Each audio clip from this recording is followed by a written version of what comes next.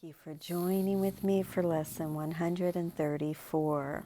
We will do a meditation on this lesson. This is not the practicing of the lesson, so please be sure to practice the lesson on your own. This is simply a meditation on the lesson with commentary at the end by Ken Wapnick, and perhaps myself, but mostly Ken. Let me perceive forgiveness as it is. I always say anything that comes from me is not my own because nothing is mine. And we're all one, so of course that is true. So let me perceive forgiveness as it is. Forgiveness is the only thing that stands for truth in the illusions of this world. The strength of pardon is its honesty, which is so uncorrupted that it sees illusions as illusions and not as truth. Truth is unchangeable. By its ability to overlook what is not there, it opens up the way to truth, which has been blocked by dreams of guilt. Now are you free to follow in the way your true forgiveness opens up to you. For if one brother has received this gift of you, the door is open to yourself. There is a very simple way to find the door to true forgiveness and perceive it open wide in welcome. When you feel that you are tempted to accuse someone of sin in any form at all, do not allow your mind to dwell on what you think this person did, for that is self-deception. Ask instead, would I accuse myself of doing this?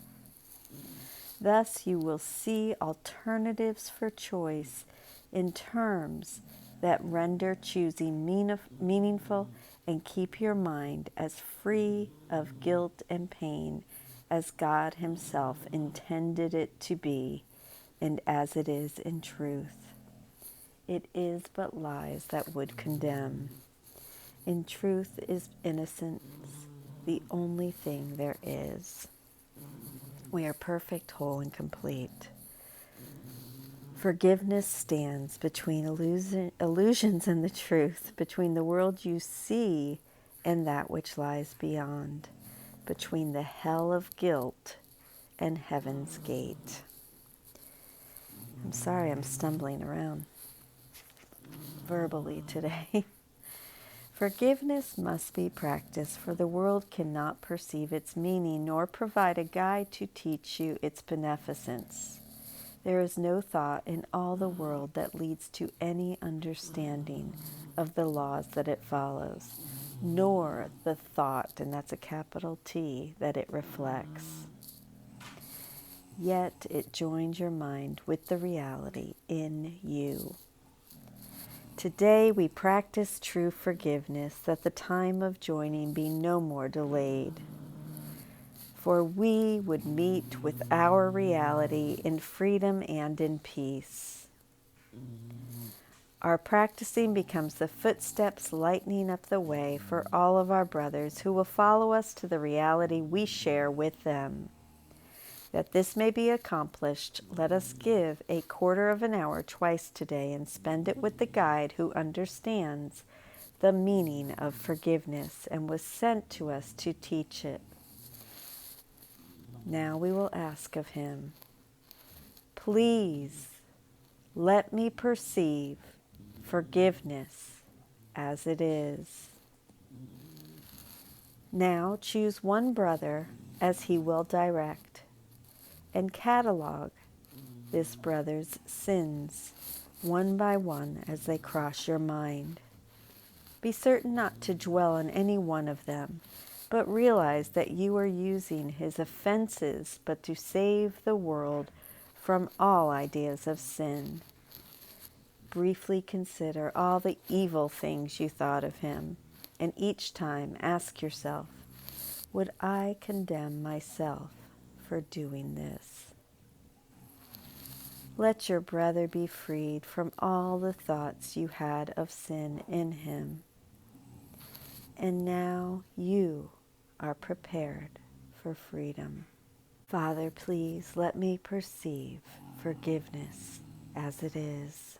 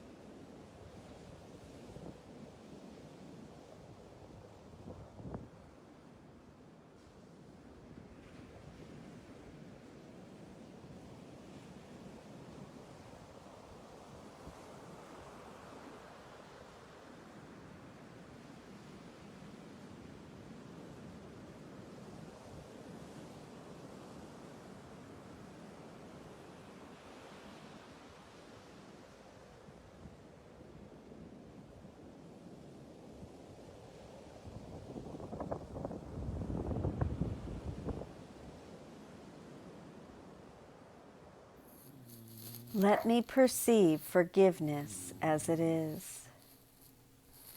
I have occasionally spoken about the symphonic nature of the text in which Jesus introduces, reintroduces, and develops his themes of salvation.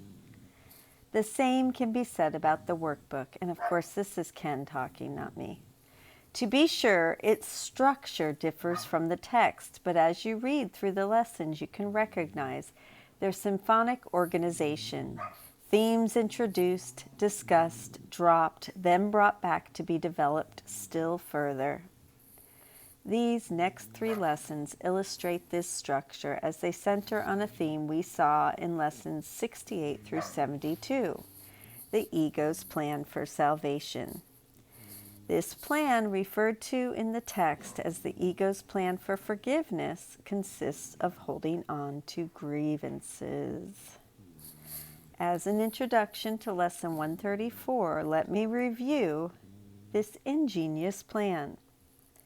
The ego's strategy calls for us to make real the mind's thought of sin, and then convince us our guilt is so horrific it can never be looked at, lest terror strike our hearts.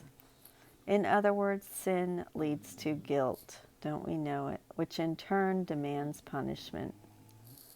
I think most of us go through our lives just constantly trying to punish ourselves.